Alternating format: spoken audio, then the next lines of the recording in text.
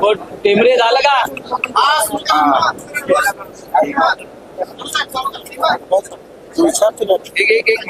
टेंबरेंचं आहे का आमच्या अध्यक्ष? विचारणार आहे का मी तसंच बोलू? नाही, चालू आहे. टेंबरे हा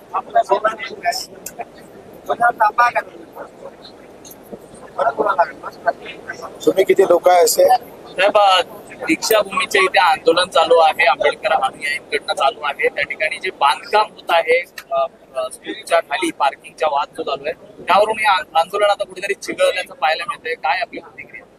मला असं वाटते का त्यांना विचारात घेऊनच ते बांधकाम करायला पाहिजे. हा काही विषय इंजिनियरचा नाहीये.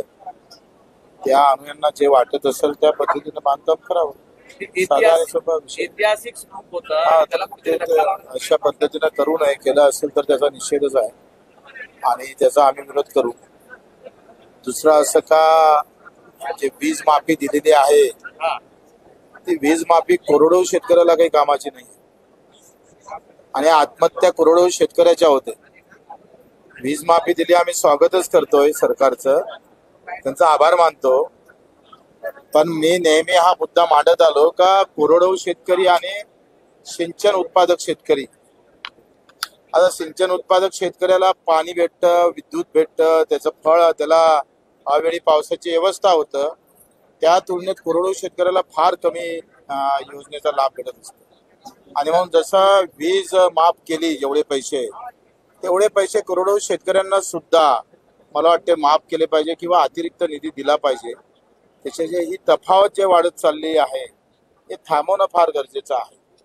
दुसरं, दिव्यांगांसाठी पॅरा ऑलिम्पिक आणि ऑलिम्पिकच्या स्पर्धकांना जनरल खेळाडूला 1 कोटी दिल्या जातं आणि त्याच ठिकाणी दिव्यांगाला फक्त 30 लाख रुपये दिल्या जातात. सुवर्ण पदक, त्याला सुवर्ण पदक भेटतंय. जनरल खेळाडूपेक्षा दिव्यांग खेळाडूला जास्त मेहनत करावं लागतं.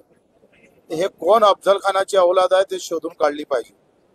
या सगळ्या प्रशासनामधला जो अफजल खान आहे त्याला आम्ही शोधून काढणार, त्याला ठोकणार धरून.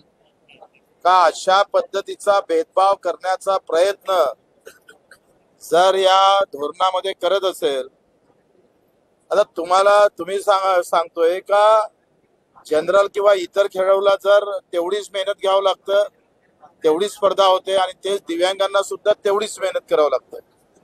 पण अशा प्रकारचा भेदभाव करून जर सरकार चालत असेल, ते साडीतले शुक्राचार्य कोण आहे ते आम्ही शोधू, त्याचं नाव भेटल्याबरोबर ठोकू.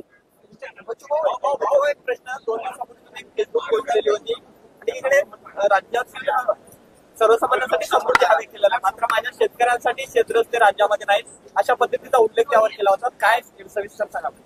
ही तफावत आहे देशामध्ये. तुम्ही जर पाहिलं तर पाणी शहरातल्या लोकांना 125 लिटरवर जातं, गावातल्या माणसाला 40 लिटर.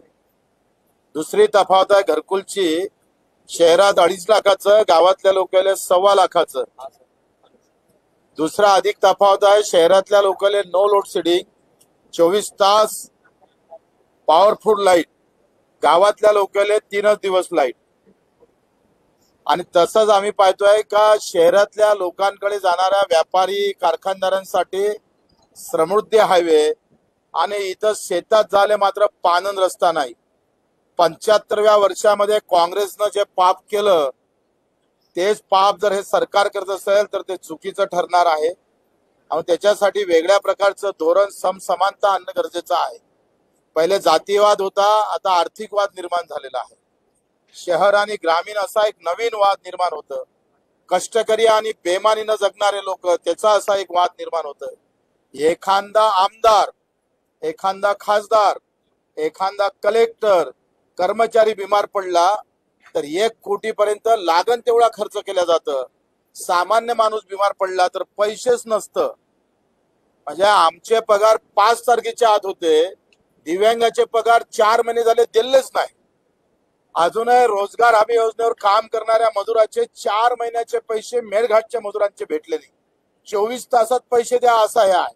पोटासाठी जगतात, जे कष्ट करून जगतात, तिथं पैसे देताना मात्र अत्यंत वाईट अवस्था आहे. देशामध्ये राज्यामध्ये 4 कोटी युवक आहे आणि या सरकारनं या 5 वर्षात उद्धव साहेब असू दे का हे 5 वर्षात म्हणजे 1800 दिवसामध्ये युवकावर 1 रुपया खर्च केला. 1800 दिवस एक युवक. आता आपण पाहिलं तर फक्त 4 कोटी रुपये खर्च केले 5 वर्षात युवकांसाठी. 4 कोटी युवकांसाठी जर 4 कोटी खर्च होतं 5 वर्षामध्ये, 1800 दिवसामध्ये फक्त 1 रुपया दिला सरकारनं युवकांच्या माथी. या सगळ्या गोष्टीचं खऱ्या अर्थानं ध्यानावर असून चिंतन मंथन केलं पाहिजे. अधिकच्या योजना केल्यापेक्षा जे दुर्लक्षित आहे, जे आपत्तीग्रस्त आहे, ते अन्यायग्रस्त आहे, ते पीडित आहे, त्याच्यासाठी प्रॉपर योजना आखणं गरजेचं आहे.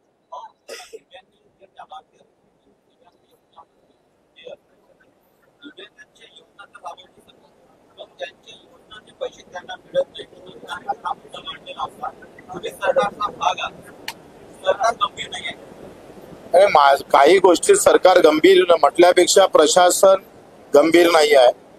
प्रशासकीय अधिकाऱ्यांना काही लोकांना अत्यंत गरज आहे, त्याच्या कानाखालीच मारली पाहिजे. या 2 वर्षात मारले नाही, आता मारायची वेळ आली तर नक्की मारू.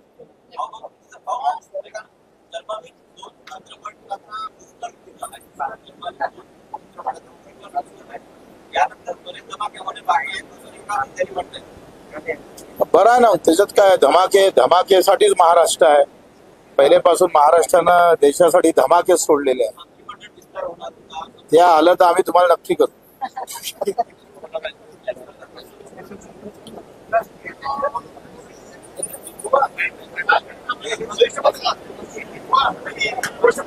What?